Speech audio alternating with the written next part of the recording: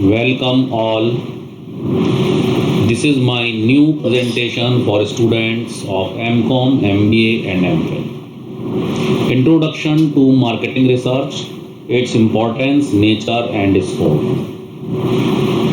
This is again a very informative presentation in simple language. I am assured that you all will learn and understand new concepts and meanings. I tried to maintain plagiarism policies to intact here in this presentation. Here I must introduce myself. I am Dr. Himanshu Agrawal, Associate Professor, Department of Commerce, DN College, Meerut. And with this, there are other presentations also available on my YouTube channel.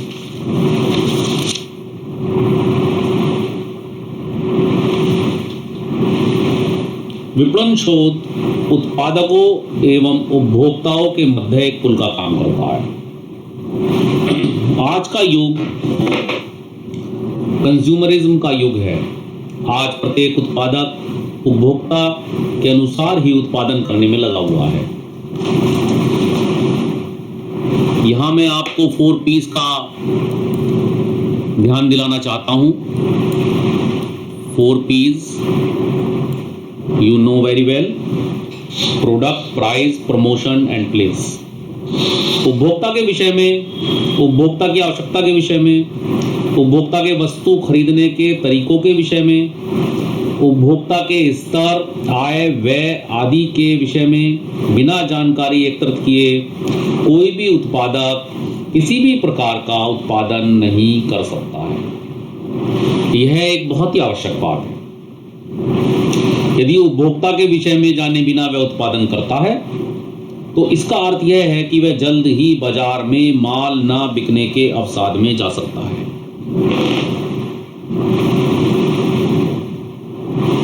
आज का युग, जैसा मैंने आपको भी बताया था, consumerism का युग है। कंज्यूमर क्या चाहता है वही उपभोक्ता उत्पादक को उत्पादन करना पड़ेगा। मार्केटिंग रिसर्च, मार्केटिंग मैनेजमेंट एक विस्तृत विषय का एक हिस्सा है। मार्केटिंग अपने आप में एक कॉम्प्लेक्स सब्जेक्ट है। इसको बहुत आसानी से नहीं समझा जा सकता। विपणन विज्ञान और इसकी प्रक्रिया में रोज बदलाव आते हैं और यह बदलाव कब, कितने और किस तरह आएंगे कोई सोच भी नहीं सकता। व्यवसाय में इन्हीं को समस्याएं कहते हैं।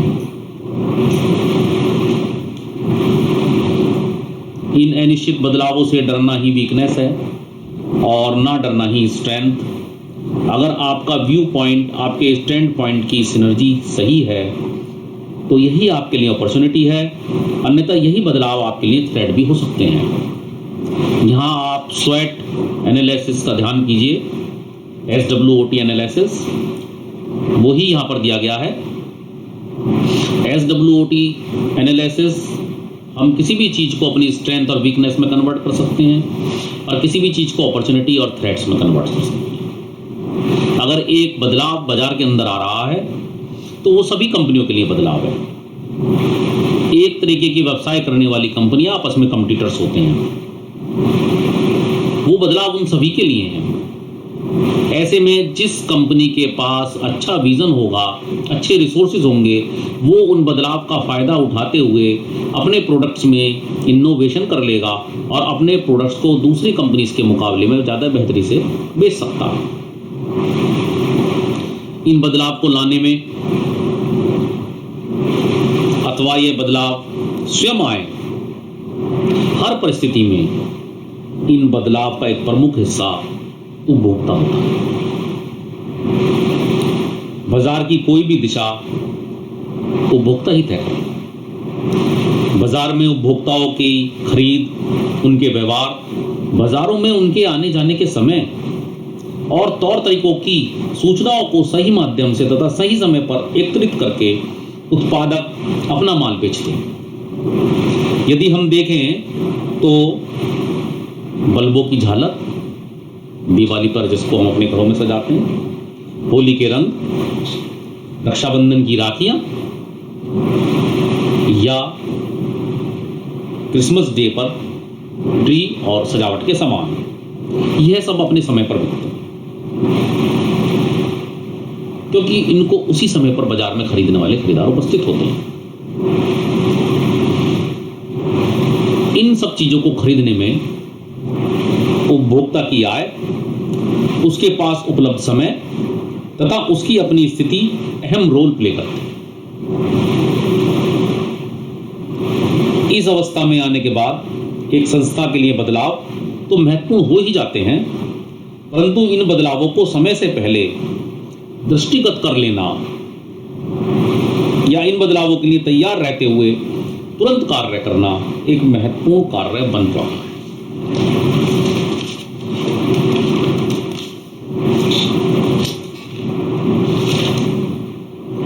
एक चतुर और चौकन्ने उत्पादक के लिए सबसे बड़ा युद्ध ऐसी सूचना प्रणाली को कार्यशील करना होता है जो सत्य और सामयिक ग्राहक सूचना को तुरंत प्राप्त कर ले। इसका अर्थ यह है कि यदि आप उत्पादक हैं तो निश्चित तौर पर आपके कुछ कॉम्पिटिटर्स या प्रतिस्पर्धी होंगे। आपको बाजार में अपना माल उनसे पहले बेचना है, उनकी प्रतिस्पर्धा को काटते हुए बेचना है, बाजार में आपको अपना एक हिस्सा बनाना है, बाजार में आपको अपना माल उनसे अच्छा सिद्ध करना है। एक बार आप माल बेच सकते हो, लेकिन लगातार माल बेच पाना हर उत्पादक के लिए बड़ा मुश्किल कार्य होता है कि वो अपने माल की स्थिति, अपने माल की पोजीशन को बनाए रखे। जो भी उत्पादक ऐसे सूचना तंत्र को विकसित कर लेता है जिससे उसको जो सूचनाएं प्राप्त हो वो सत्य हो, पहला पॉइंट है। और दूसरा पॉइंट है कि वो सूचनाएं सामयिक हों। सामयिक का मतलब ये है कि वो टाइमली इंफॉर्मेशंस हो, वो पुरानी इंफॉर्मेशन ना हो।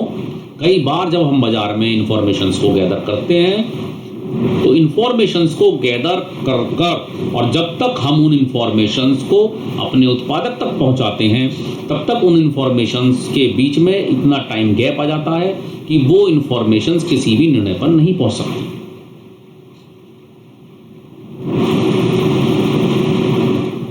इस प्रकार उत्पादक ग्राहक सूचना को एकत्रित कर ले, उनका विश्लेषण कर ले और उसमें से अपने मतलब की सूचनाओं को निकाल कर प्रयोग कर लें।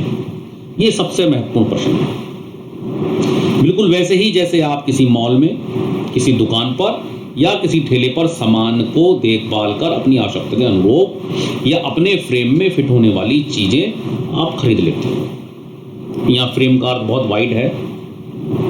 यहाँ फ्रेम हमारे रिसोर्सेज को बताता है। फ्रेम हमारे रिसोर्सेज का एक संयोजन है। My frame is the combination of my resources. मेरी क्या पसंद है, मेरी आय कितनी है, मेरे खर्चे कितने हैं, मेरे पर कितनी जिम्मेदारियां हैं, मेरा जीवन स्तर कैसा है, मेरा रहन सहन का तरीका कैसा है, मेरी जीवन शैली कैसी है।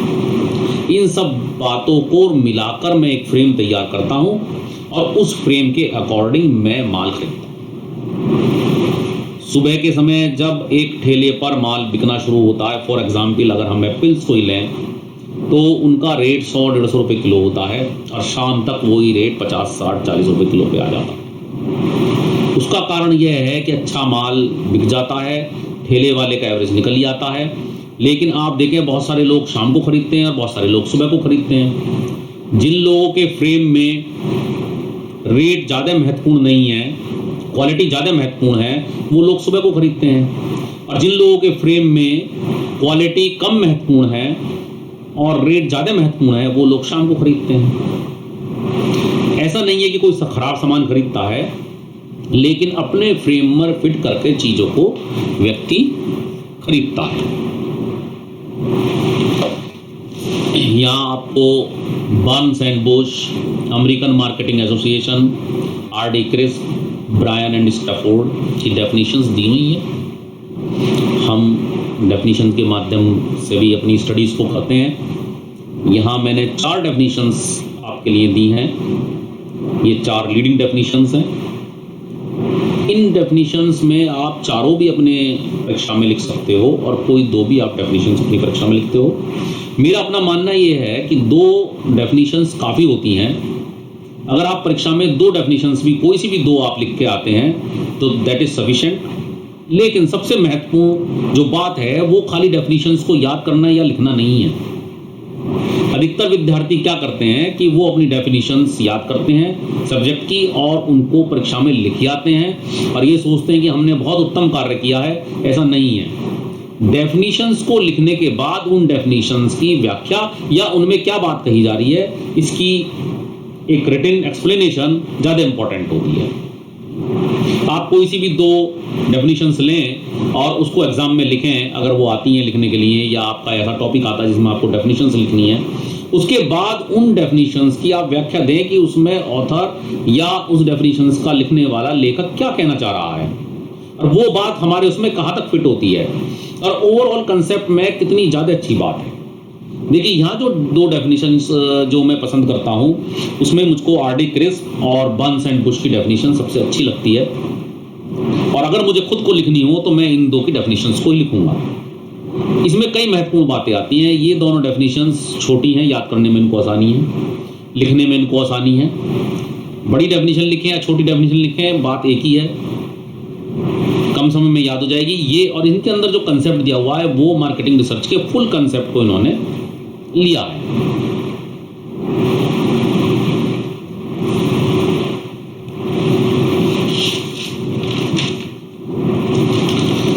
विपणन शोध जैसा कि अब तक सिद्ध हुआ है और हमने अभी तक स्टडी की है, विपणन प्रबंध का एक महत्वपूर्ण अंग है। इट मीन्स कि marketing research is a part of marketing management और we can say marketing research is a sub portion of marketing management. ये बिल्कुल सत्य बात है।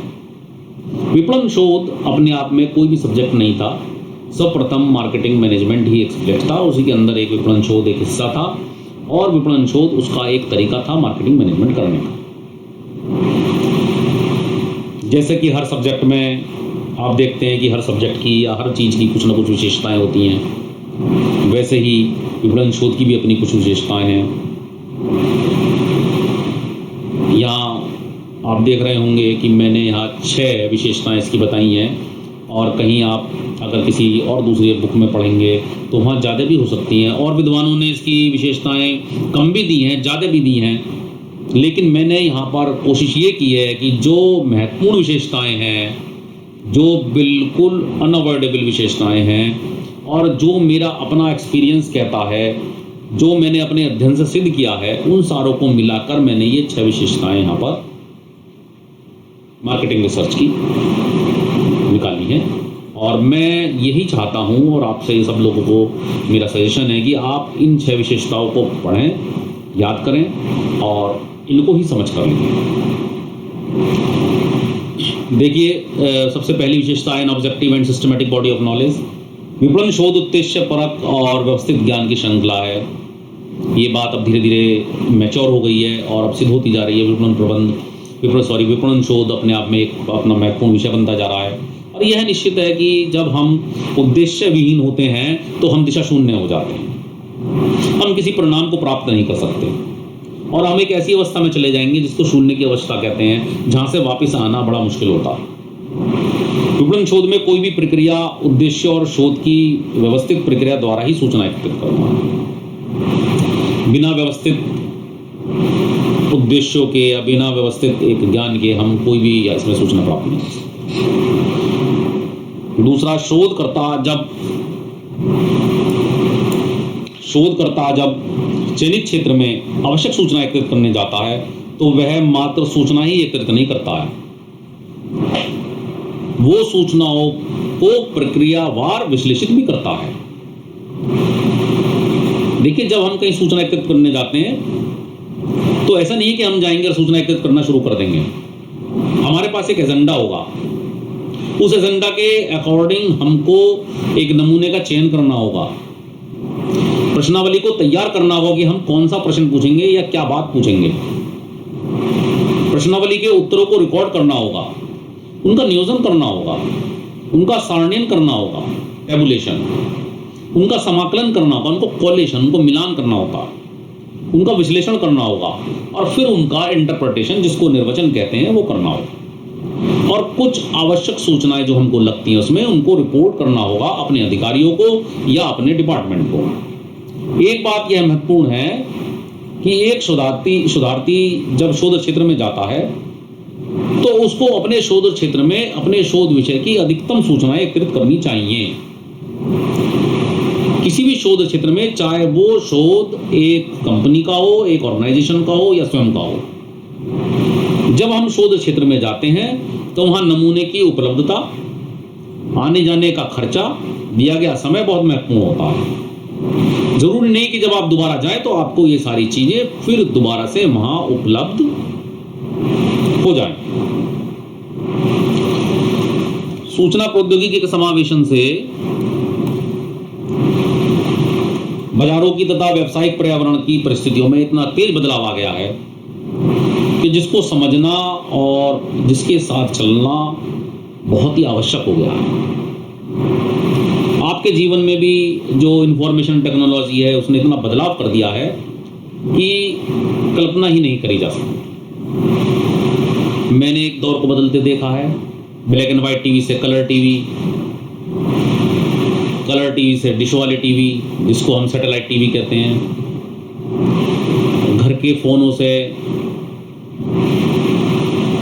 मोबाइल फ़ोन, फिर स्मार्टफोन। अब देखिए फ़ोनों में सारे काम हो जाते हैं, आपको ना लैपटॉप की ज़रूरत है ना कंप्यूटर की ज़रूरत है, फ़ोन के थ्रू आपके सारे काम हो सकते हैं। तो जहाँ इतना बदलाव आ रहा है, अगर हम इस बदलाव के साथ नहीं चलेंगे तो वी विल बिकम फेल। विपणन शोध किसी भी बाजार में प्रत्येक प्रकार के उपभोक्ता तक उसकी आवश्यकता के अनुसार वस्तुओं और सेवाओं के प्रभावशाली वितरण को सुनिश्चित करता है। वो व्यक्तियों को जानता है, उनकी बातों के बारे में जानता है और फिर उनको किस तरीके की चीजें चाहिए वो उनका वितरण सुनिश्चित करता है। देखिए, विपणन शोध उत्पादों, बाजारों और विक्रय एवं वितरण तकनीकों से संबंधित विभिन्न समस्याओं को परिभाषित करके उनका निस्तारण भी करता है। तो उत्पाद की क्या समस्या है, बाजार की क्या समस्या है, उसकी प्रक्रिया की क्या समस्या है, विक्रय की क्या समस्या है, इन सबको समझकर उनका विश्लेषण करके उनका निस्तारण भी करता है। यहाँ देखिए बिंदु संख्या 3 और 4 में जो हमने अभी डिस्कस किया था, अगर उसके आलोक में देखें तो मात्र विपणन शोध ही है जो उत्पाद, उसके बाजार और उस उत्पाद के संभावित क्रेता के विषय में लगातार विश्वसनीय सूचनाएं देकर उत्पाद में बदलाव की आवश्यकता को पूरी करता है। जब बाजार में कोई सामान नहीं बिकता है या कोई कंपटीशन बढ़ जाता है, एग्जाम्पल के तौर पे आप देखें जो टूथपेस्ट हैं उसमें जब रामदेव जी ने अपना पेस्ट दंत कांति निकाला तो एक बाजार के अंदर एक बयार सी बह गई कि स्वदेशी होनी चाहिए, स्वदेशी जो हमारी जड़ी बूटियां उनसे बना हुआ पेस्ट होना चाहिए, वो दांतों को हमारे मजबूत रखता है। इस स्वदेशी के चक्कर में डाबर जैसी और दूसरी बड़ी जो कंपनियां थी उनको भी वेद शक्ति टूथपेस्ट को बाजार में उतारना पड़ा। तो इसका अर्थ यह हुआ कि जब बाजार में बदलाव आया तो बड़ी बड़ी कंपनियों को भी उस बदलाव को अंगीकार करना पड़ा और उनको भी अपने उत्पाद में बदलाव करना पड़ा। Marketing research A systematic and continuing study है। इसका अर्थ ये है कि मार्केटिंग रिसर्च को हम एक व्यवस्था के अनुसार कौन सा काम कब होना चाहिए, एक सिस्टमेटाइज्ड वे में करेंगे। सिस्टम का मतलब आप जानते हैं, जिसमें एक व्यवस्था बनी हुई हो और उस तरीके की समस्याओं में, उस तरीके के कामों में एक सी व्यवस्था काम है और ये लगातार चलने वाली एक स्टडी है। अगर हम इसको बीच में रोक देंगे तो हमको फिर दोबारा से इसको जीरो से स्टार्ट करना पड़ेगा, बीच में से हम इसको स्टार्ट नहीं कर सकते।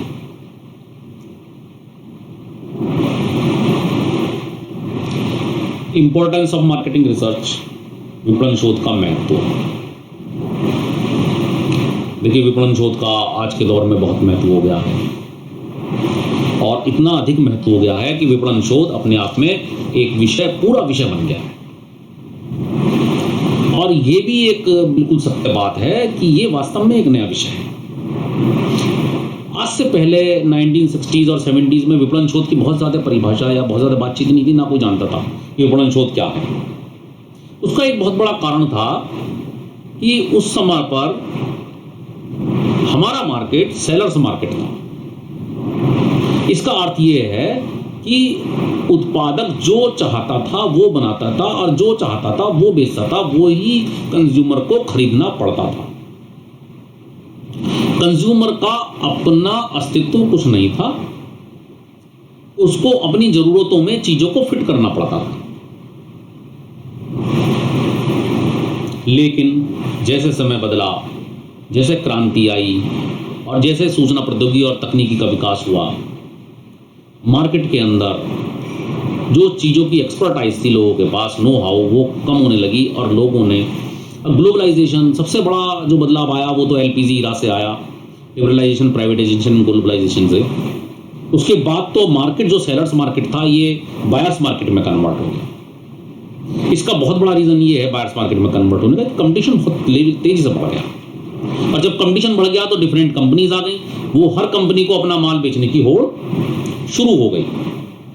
तब से उत्पादक ने उपभोक्ता के विषय में जानकारियां एकत्रित करना आवश्यक मान लिया, और अपनी कंपनी में बड़े बड़े डिपार्टमेंट इस चीज़ के बना दिए कि वो जानकारियां इकट्ठी करें लोगों से, और उन जानकारियों को अपने उत्पादन में और उत्पादन को बेचने में प्रयोग करें। इन्हीं निर्णयों को लेने और सूचना इकट्ठे करने के लिए विपणन शोध का महत्व बढ़ता चला गया। देखिए यहाँ पर जो 3 बहुत प्रमुख कारण हैं जो दिए गए हैं।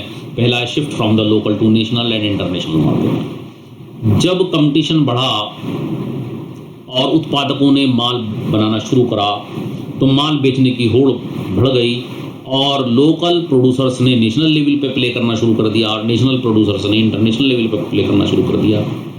अब देखिए जब हम इंटरनेशनल लेवल पे प्ले करते हैं, चाइना से माल आता है, चाइना में दिवाली का आयोजन नहीं होता है, चाइना में रक्षाबंधन नहीं होता है, लेकिन राखियाँ चाइना से आती हैं, झालरें चाइना से आती हैं, और उसके अलावा बहुत सारी और चीज़ें हैं जो चाइना से हमारे त्योहारों के लिए आती हैं। हाउ दे नो कि हमें उन सब चीज़ों की आवश्यकता पड़ती है। ये केवल और केवल मार्केटिंग रिसर्च का ही कारनामा है, और इस मार्केटिंग रिसर्च के बलबूते पर लोगों ने अपने प्रोडक्शन को कई गुना कर लिया। Transition from consumer needs to consumer wants बहुत महत्वपूर्ण बात है, बहुत इंपॉर्टेंट बात है कि कंज्यूमर नीड्स से कंज्यूमर वांट्स की ओर बातें चली। मुझे हवाई जहाज की ज़रूरत नहीं है, लेकिन मैं हवाई जहाज खरीदना चाहता हूँ। इस थ्योरी को बढ़ाने के लिए भी मार्केटिंग रिसर्च का महत्व है। मुझे माल बेचना है, मार्केट तो सेलर्स से बायर्स हो गया, लेकिन जो प्रोडक्शन था और जो बिजनेस था वो कस्टमर सर्विस से प्रॉफिट मेकिंग हो गया। अधिक से अधिक प्रॉफिट कमाने की होड़ चल पड़ी, नए नए तरीके के प्रोडक्ट्स बेचने की होड़ चल पड़ी जिससे ज़्यादा प्रॉफिट मिले। तो कंज्यूमर क्या चाहता है, क्या उसकी पसंद है, चाहे उसको उसकी आवश्यकता है या नहीं है, वो बेचने की होड़ मार्केट में चल पड़ी, और इस बदलाव ने मार्केटिंग रिसर्च के महत्व को बढ़ा दिया। Shift from price competition to non price competition बहुत इंपॉर्टेंट, ये भी इंपॉर्टेंट टॉपिक है, और आपको अलग से भी स्टडी करनी चाहिए प्राइस कंपटीशन की और नॉन प्राइस कंपटीशन की। और संक्षेप में मैं आपको बता देता हूँ कि प्राइस वार आपने सुना होगा, इसी तरीके से प्राइस कंपटीशन होता है जब दो कंपनियां एक जैसे उत्पाद या एक दूसरे के जो सब्स्टिट्यूट होते हैं उन उत्पादों के प्राइस को घटा बढ़ाकर मार्केट में कंपटीशन को पैदा कर लेते हैं। पेप्सी ने अपने रेट घटा दिए तो कोका कोला ने घटा दिए, पेप्सी ने और घटा दिए तो कोका कोला ने और घटा दिए। लेकिन अब ये प्राइस कंपटीशन से भी बात आगे निकल चुकी है। अब कंज्यूमर ये सोचता है कि मैं वेद शक्ति पेस्ट तो खरीदूं, लेकिन मुझे उसके साथ में मिल क्या रहा है, और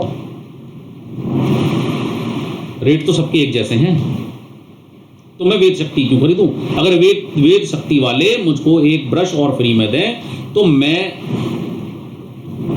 इनका पेस्ट खरीद लेता हूं, नहीं तो नहीं खरीदता। This is non price competition. तो इसके लिए कंपनीज ने एक और नया फार्मूला निकाला है, जिसमें आपने देखा होगा बिस्कुट्स आप लेने जाए 5 रुपए का पैकेट था, अब उसमें लिखा हुआ 33% एक्स्ट्रा। इसका मतलब यह है कि 5 रुपए में आपको जो मिल रहा था उसके साथ में 33% बिस्किट फ्री मिल रहे हैं। कंपनी को फायदा यह है कि उसका प्रोडक्शन बढ़ गया, उसका माल ज्यादा मार्केट में बिक रहा है, लोग ज्यादा खा रहे हैं, उसका जो टर्नओवर है बहुत तेजी से घूम रहा है।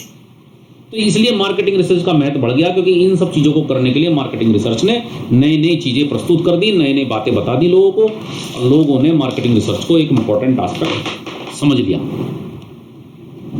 देखिए नेचर ऑफ मार्केटिंग रिसर्च की क्या प्रवृत्ति है या क्या प्रकृति है, इस बारे में पॉइंट्स दिए हुए हैं। 6 पॉइंट्स हैं। Marketing research as an economic resource, marketing research as a systematic authority. Marketing research की प्रकृति तो बहुत विस्तृत हो गई है, जैसा मैंने आपको बताया था अभी। और मार्केटिंग रिसर्च पहले एक छोटा सा टॉपिक था, फिर एक विषय बना, और अब तो ये बहुत बड़ा एक विज्ञान बन गया मार्केटिंग रिसर्च। बड़ी बड़ी कंपनीज आ गई हैं। मार्केटिंग रिसर्च एक इकोनॉमिक रिसोर्स है, निश्चित बात है, एक आर्थिक स्रोत है। नए बाजार, नए उत्पाद, पुराने उत्पादों के नवाचार, ये सारी बातें करने के बाद मार्केटिंग रिसर्च में हेल्प करता है। और इन सब बातों को करने के बाद निर्माण करने वाला व्यक्ति, निर्माणकर्ता, उत्पादक को लाभ की प्राप्ति होती है। मार्केटिंग रिसर्च के माध्यम से वो जो बदलाव आ रहे हैं उनको स्वीकार करता है, उनमें अपने हिसाब से उनकी फायदे उठाता है और अपने माल को बेच के प्रॉफिट कमाता है। तो ये एक आर्थिक स्रोत है। Marketing research as a system of authority. Marketing research विपणन शोध विशेषता, ये वास्तव में एक व्यवस्था है। अपने उत्पादों में, अपनी सेवाओं में विशेषता लाकर, भाई आप मेरे जो ऑनलाइन कोचिंग्स हैं, मेरे से मतलब है किसी कंपनी के ऑनलाइन कोचिंग्स हैं, आप उनको करें, दूसरे के क्यों ना करें। मेरे मैं अपनी कुछ विशेषताएं बताता हूं। मैं अपनी विशेषताएं वो बताता हूं जिसकी मार्केट में स्टूडेंट्स को ज़्यादा ज़रूरत है। तो इन सारी बातों को बता के, विशेषताओं को बता के मार्केटिंग रिसर्च ने बहुत महत्वशील बना दिया है चीज़ों को। देखिए यहाँ मैं आपको बताना चाहता हूँ, मेरे तो लेक्चर सब जो हैं वो फ्री ऑफ कॉस्ट है। कोई भी स्टूडेंट, कोई भी पढ़ने वाला सब यूट्यूब चैनल पर जाकर उसको देख सकता है, सुन सकता है, 1 बार, 2 बार, 6 बार, 10 बार, जितने। Marketing research as a function of marketing management. Marketing management marketing research की माँ है। मार्केटिंग मैनेजमेंट से ही मार्केटिंग रिसर्च की उत्पत्ति हुई है। और मार्केटिंग रिसर्च मार्केटिंग मैनेजमेंट के एक फंक्शन का कार्य करता है। और खाली मार्केटिंग रिसर्च मार्केटिंग मैनेजमेंट के फंक्शन का कार्य नहीं करता है, मार्केटिंग मैनेजमेंट के जो दूसरे फंक्शंस हैं उनके बीच में समन्वय भी स्थापित मार्केटिंग रिसर्च करता है। Marketing research as a team work और ग्रुप एफर्ट। देखिए विपणन शोध की प्रकृति संगठनात्मक है। ये सामूहिक प्रयासों को या संगठन को बढ़ावा देता है, समूह में काम करना सिखाता है। क्योंकि मार्केटिंग रिसर्च इतना विस्तृत हो गया कि एक व्यक्ति मार्केटिंग रिसर्च के सारे काम नहीं कर सकता। एक ही व्यक्ति आंकड़े इकट्ठा नहीं कर सकता, वही व्यक्ति उनका विश्लेषण नहीं कर सकता, वही व्यक्ति उनका इंटरप्रिटेशन नहीं कर सकता, और वही व्यक्ति उनके बेस पर निर्णय नहीं निकाल सकता। तो ये एक टीम वर्क है। Marketing research as an art और साइंस। देखिए यहाँ मैं आपको बताऊंगा, ये बहुत आपने सुनी होगी बात, मार्केटिंग रिसर्च की भी सुनेंगे, मार्केटिंग मैनेजमेंट की भी सुनेंगे, और सिंपल मैनेजमेंट की भी सुनेंगे कि मैनेजमेंट इज एन आर्ट और ए साइंस। कला और विज्ञान, और कहते हैं मार्केटिंग रिसर्च हो या जो भी हमारा, दोनों ही हैं। मैनेजमेंट एक व्यवहारिक विज्ञान है, मार्केटिंग मैनेजमेंट भी एक व्यवहारिक विज्ञान है। कला क्या है? कला का अर्थ कौशल से है। हमारे प्रख्यात कवि मैथिली शरण गुप्त जी ने भी कहा है, अभिव्यक्ति की कुशल शक्ति ही तो कला है। आपकी कुशलता, आपका कौशल ही तो कला है। विज्ञान अपनी जगह है। किसी भी विज्ञान के नियम, कायदों, उसके परिणामों को आप जितनी कौशलता से आप प्रयोग करते हैं, उतनी कौशलता से ही आपके निर्णय उतने ही निकल के सामने आते हैं। आप देखिए तीरंदाजी उसमें एक साइंस है कि आप तीर लगाएंगे कमान के अंदर, छोड़ देंगे और तीर सामने जाएगा, लेकिन कौशल भी तो एक इम्पॉर्टेंट एस्पेक्ट है ना, कितना उसके तान को खींचना है, उसका एंगल क्या होना चाहिए, ये तो आप धीरे धीरे सीखते हैं। तो मार्केटिंग रिसर्च एक आर्ट है। मार्केटिंग रिसर्च में सही आंकड़ों का प्राप्त कर लेना, सही व्यक्ति को छांट लेना और सही निर्णय ले लेना एक आर्ट है। और कुछ कारण और परिणाम है, और विज्ञान ज्ञान की वह शाखा है जिसमें कारणों और परिणामों, उनके संदर्भित परिणामों के आधार पर व्याख्या की जाती है। तो विपणन शोध इस प्रकार कारणों और परिणामों का ज्ञान भी है और एक कौशल भी है। Marketing research as a profession, आज की डेट में मार्केटिंग रिसर्च वाकई एक पेशा बन चुका है। लोग केवल और केवल मार्केटिंग रिसर्च करने के लिए कंपनीज खोलते हैं, केवल मार्केटिंग रिसर्च के अंदर शिक्षा प्राप्त करते हैं और दूसरी कंपनियों को इस विषय में हेल्प करते हैं। देखिए ये एक तरीके से लास्ट स्लाइड है और आप यहाँ पर देख रहे हैं स्कोप ऑफ मार्केटिंग रिसर्च। इसके अंदर कोई 6 पॉइंट्स दिए गए हैं और मैंने 6 पॉइंट्स ही रखे हैं। मुझको लगता है ये पॉइंट्स याद करने में, उनको समझने में आसानी है। और किसी भी विषय का जो स्कोप होता है, जिसको हम विस्तार कहते हैं, वो उस विषय के संभावित कथनों और तथ्यों को दर्शाता है। ये सारे जो टॉपिक्स आप पढ़ रहे हैं, इम्पोर्टेंस, स्कोप या मार्केटिंग रिसर्च की कैरेक्टरिस्टिक्स एक जैसे लगते हैं लेकिन अलग अलग हैं सब। तो स्कोप क्या है, उसके विस्तार को बताता है कि कहाँ तक उसकी फैलावट है, कौन से कथन और तथ्य उसके अंदर इंक्लूड हैं, किन किन अन्य बातों को वो उसके अंदर सम्मिलित करता है। यह भी दर्शाता है कि विषय के पूरक विषय कौन से हैं, कौन सी पूरक अवधारणाएं हैं, कौन से पूरक बिंदु और हैं। देखिए विपणन शोध की समस्या की जानकारी के साथ ही साथ समस्या की बहुत सारी बैकग्राउंड की सूचनाएं भी एकत्रित कर लेता है।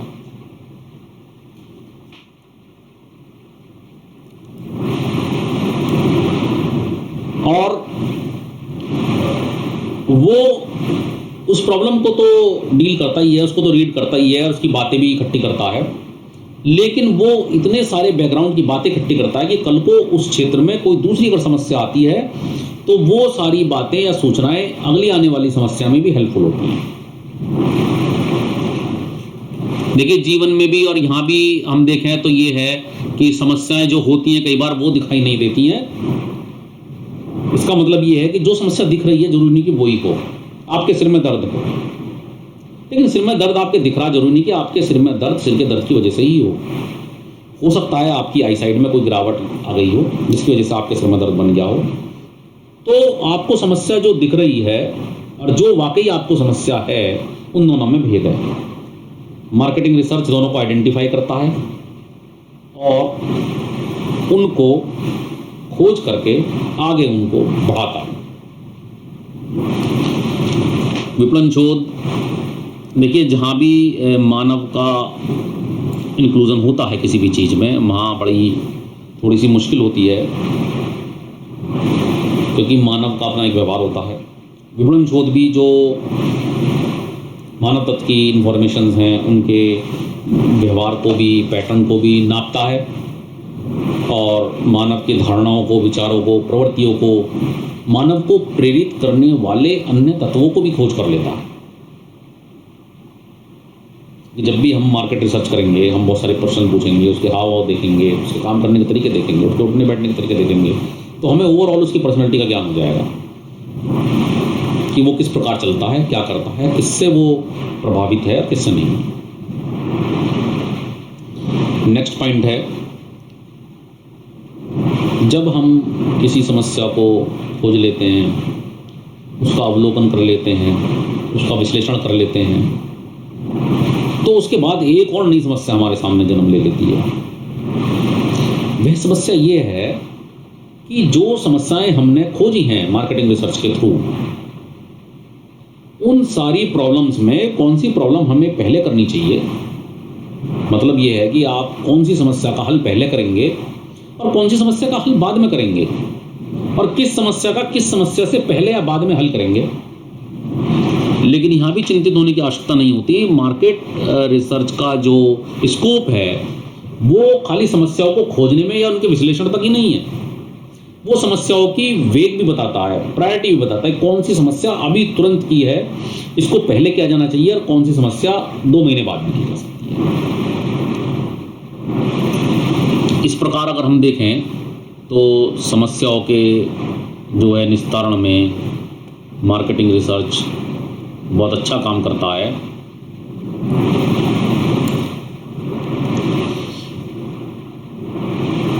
और समस्याओं के निस्तारण के लिए जो योजना बनानी होती है, उस योजना में उद्देश्यों को, परिकल्पनाओं को और मान्यताओं को निर्देशित करके समस्याओं के निस्तारण को बहुत आसान बना देता है।